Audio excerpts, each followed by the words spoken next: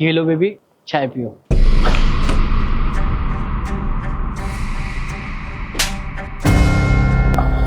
अबे ओए पागल, तूने मुझ पे हाथ कैसे उठाया? कौन है तू? मैं तेरा बाप हूँ, बाप। तू घर पे क्या बोल के आती है कि मैं पढ़ने के लिए जा रही हूँ? ये तेरी पढ़ाई है? और तू इस लड़के के सामने मुझे पहचानने से इनकार कर रही है कि मैं तेरा बाप नहीं हूँ। तुझे शर्म नहीं आती क्या है?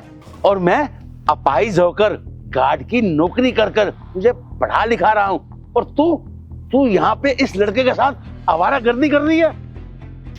अरे कौन हो तुम? कहाँ से आए हो? अरे मुझे नहीं पता तुम्हारे बारे में, और तुम मुझे अपनी बेटी बता रहे हो? अरे शर्म आनी चाहिए तुझे, शर्म। मेरी ना सोचती, कम से कम अपनी माँ के बारे में तो सोचती। उसको जब पता चलेगा कि तू ये हरकतें कर रही है तो उसके दिल पे क्या बीतेगी, है? अरे कौन से माँ बाप, कैसे माँ बाप? मेरे माँ बाप ना बहुत अमीर है, तुम्हारे जैसे सिक्योरिटी गार्ड नहीं है। देखो ना रुस्तम, पता नहीं कौन है ये, मुझे अपनी बेटी बता रहे हैं। मैं तो इन्हें पहचानती भी नहीं हूँ। ओ अंकल, जब बोल दिया ना इसने कि आपको नहीं जानती, तो आप खड़े होके बकवास क्या कर रहे हो? जाओ यहाँ से। अबे ओ, तू तो अपना मुंह बिल्कुल बंद रख, समझे ना? तेरी वजह से मेरी बेटी आज बिगड़ गई है, समझे? अगर तूने बीच में कुछ कहा तो मैं तुझे नहीं छोड़ूंगा। मैं अपनी बेटी से बात कर रहा हूँ, समझा तू? देखो अंकल, मैंने आपसे कहा ना कि मैं आपको नहीं जानती।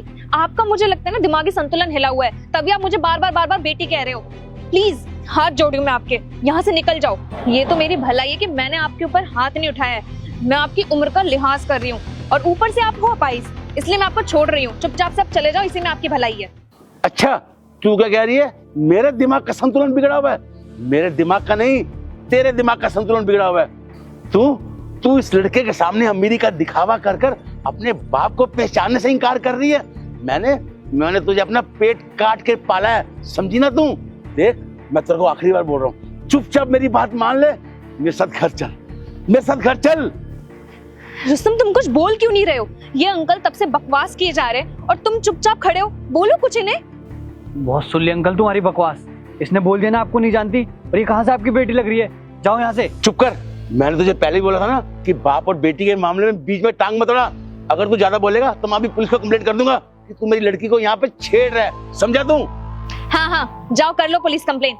अरे जब हम तुम्हें जानते ही नहीं तो इसमें पुलिस क्या कर लेगी? और वैसे भी पुलिस आएगी तो मैं खुद उन्हें बोल दूंगी कि मैं तुम्हें नहीं जानती, समझे तुम? बस कर, बहुत सुन ली तेरी बकवास। बाप हूं मैं तेरा। घर चल, घर चल के तुझे 4 डंडे लगाऊंगा ना, तेरी अकल सारी ठिकाने आ जाएगी, समझी तू? चल मेरे साथ घर। अरे चल, अरे चल।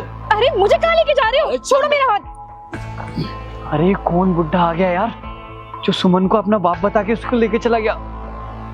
सारा प्लान फ्लॉप कर दिया। क्या है ये सब? इसका मतलब आप लंगड़े नहीं हो? मैं अपाहिज नहीं हूँ, और मैं तुम्हारा बाप भी नहीं हूँ। ये सब कुछ मैंने तुमसे झूठ बोला था। हाँ, ये तो मैं जानती हूँ कि तुम मेरे बाप नहीं हो, और अब मुझे ये भी पता चल गया है कि तुम अपाहिज भी नहीं हो।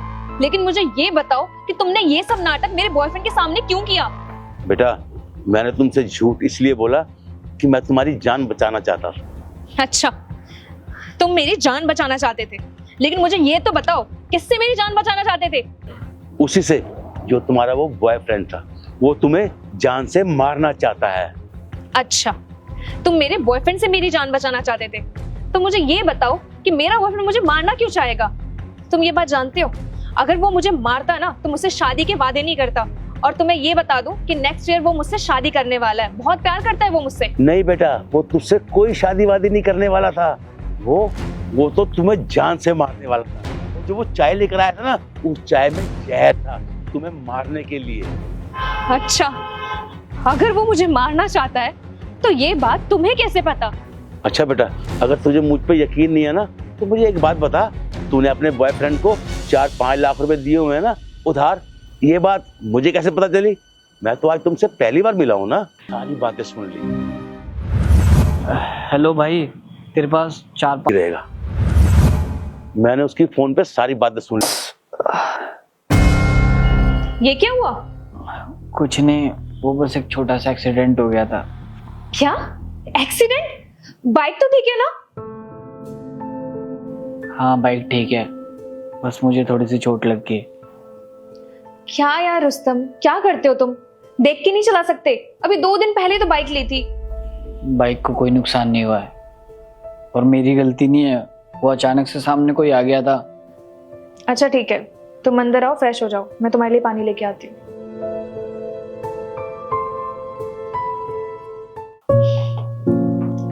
ये लो पानी। अच्छा सुनो, तुम कह रहे थे कि आज तुम्हारी सैलरी आने वाली है, तो मैंने तुमसे कहा था कैश निकाल के ले आना, ले आए? हाँ, वॉलेट में मेरे। ठीक है।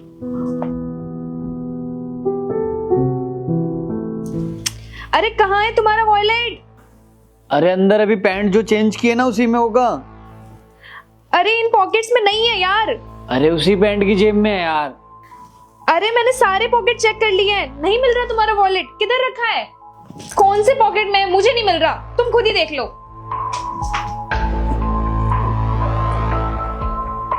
क्या हुआ? यार मुझे लग रहा है ना, जहां मेरा एक्सीडेंट हुआ है ना, मेरा वॉलेट वहीं गिर गया। क्या? रुस्तम, तुम इतने केयरलेस कैसे हो सकते हो? एक तो अपना एक्सीडेंट करवा के आ गए, ऊपर से अपना वॉलेट भी खो दिया। यार कौन सा नुकसान है यार, मैंने जानबूझ के किया है क्या? मेरा एक्सीडेंट हुआ था और मेरी पैंट की जेब में से गिर गया, तो इसमें मेरी गलती है? तो तुम्हारी नहीं तो क्या मेरी गलती है? बाइक मैं चला रही थी या मैंने एक्सीडेंट किया है? मुझे तो ये समझ नहीं आ रहा कि पूरे महीने का मैं घर खर्च कैसे चलाऊंगी। तुम तो वॉलेट खो आए, जब पैसे नहीं ला सकते थे तो तुम यहाँ पे क्यों आए हो? तुम भी वहीं रह जाते ना। यार सुमन, सोच समझ के तो बोला करो। क्या बोल रही हो? मेरा एक्सीडेंट हुआ था और मेरी पैंट की जेब में से गिर गया, तो इसमें मेरी गलती है? और हाँ, मैं जब से आया हूं मेरा एक्सीडेंट हुआ है, तुमने ये पूछा कि रुस्तम बाइक को तो नहीं लगी, पर्स कहाँ गया, घर का खर्चा कैसे चलेगा? लेकिन तुमने एक बार भी मुझसे ये नहीं पूछा कि रुस्तम तुम ठीक तो हो, ज्यादा चोट तो नहीं लगी, तुम्हें दर्द तो नहीं हो रहा, तुम्हें मेरी परवाह है कि नहीं है, या सिर्फ पैसे और अपनी चीजों से मतलब है? तुम कुछ ज्यादा ड्रामा नहीं कर रहे हो? अच्छा, तुम्हें मेरा एक्सीडेंट ड्रामा लग रहा है? तुम बहुत सेल्फिश हो यार।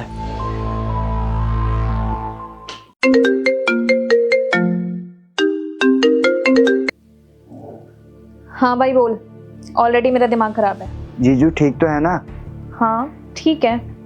क्यों, तू क्यों पूछ रहा है, क्या हुआ? अरे दीदी, वो ना जीजू का एक्सीडेंट हो गया था, वो भी मेरी बाइक से।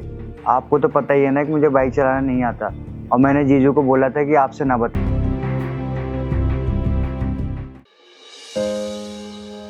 रुस्तम, तुमने मुझे बताया क्यों नहीं कि तुम्हारा एक्सीडेंट मेरे भाई से हुआ था? वो तुम्हारे भाई ने मुझे बताने के लिए मना किया था, इसलिए। मेरे पास कॉल आई थी उसकी, उसने मुझे सब कुछ बता दिया है।